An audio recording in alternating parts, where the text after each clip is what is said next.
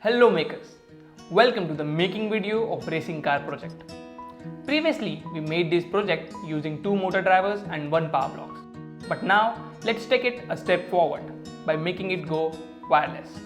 Sounds interesting. But before we go into the wireless part, let's check out how this project was built earlier, and then I will tell you the change that you need to carry out.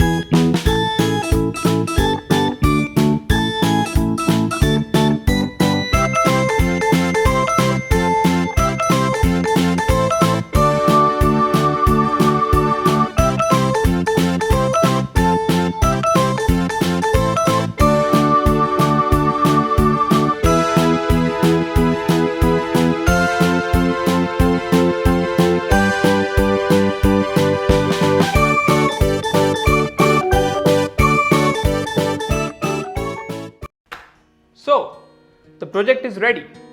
Now let me show you how we will make this project wireless. Let us introduce the new Wi-Fi blocks with two outputs. To do that, I will place the Wi-Fi blocks before the motor drivers. This project is ready now. Let's play.